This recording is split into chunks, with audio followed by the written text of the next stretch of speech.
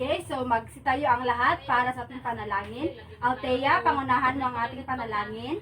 Amen. Okay, so magandang umaga mga bata!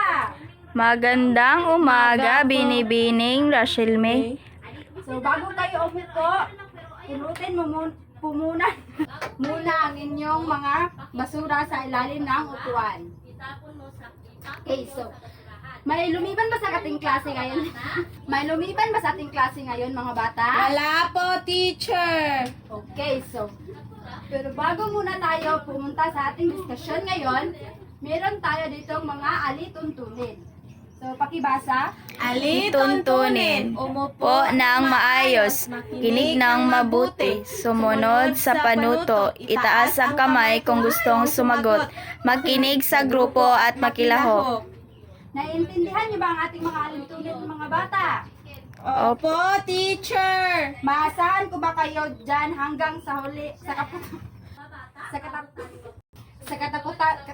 maasahan ko ba dyan hanggang sa katapusan ng ating klase mga bata? Opo, teacher. Okay, magaling. So mga bata, alam niyo ba kung ano-ano ang mga bahagi ng computer?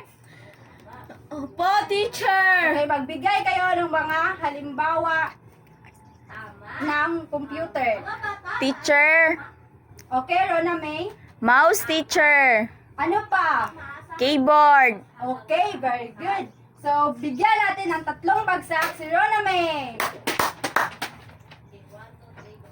May mga katanungan ba kayo sa ating previous lesson, mga bata? wala po, teacher. So, ngayon, may video akong ipapakita sa inyo. Tinatalakay noong last meeting.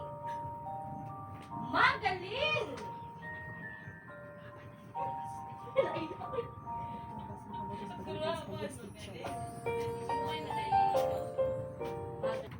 Okay, mga bata, base sa nakikita ninyo na video, ano ang masasabi ninyo, Althea?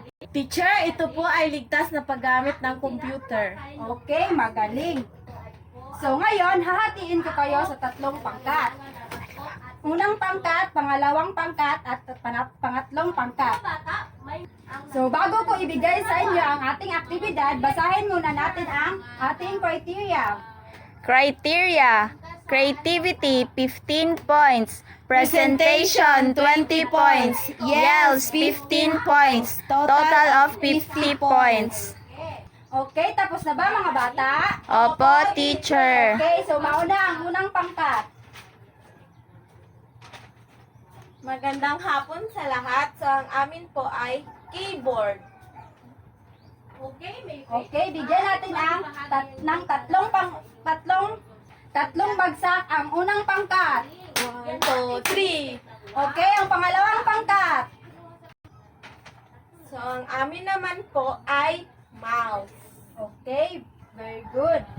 So, bigyan natin ng nice clap ang pangalawang pangkat. Nice, nice, nice, nice, nice, nice. Okay, mga bata. Okay, mga bata, kailan natin gamitin ang computer, mga bata? Teacher! Okay, Althea. Kapag may kailangan tayong i-encode, teacher. Okay, so mahalaga ba sa atin ang computer, mga bata? Yes, teacher. Okay, so mga bata, nakakita na ba kayo ng computer or nakahawak? Opo, teacher. So, ano ang tatalakayin natin ngayong hapon? Teacher! Okay, Althea? Sa tingin ko po, teacher, ito ay may connection tungkol sa gamit ng ICT. Okay, thank you. Another. Rona May. Okay, thank you. So, ang tatalakayin natin ngayong hapon ay tungkol sa ligtas at responsableng gamit ng ICT. So, meron ako ditong layunin. Pakibasa. Layunin. Pagkatapos ng aralin, ang mga mag-aaral ay inaasahang natutukoy ang ligtas at responsableng paggamit ng ICT. Nakakagamit ng computer, internet at email sa ligtas na responsabling pamamaraan. Napapahalagahan ang wastong paggamit ng ICT. Okay, naiintindihan niyo ba mga bata ang ating layunin? Opo, teacher. Okay, pakibasa ang ating Ang ligtas at responsableng paggamit ng ICT ay isang mahalagang paksa na dapat isalang-alan sa paggamit ng teknolohiya.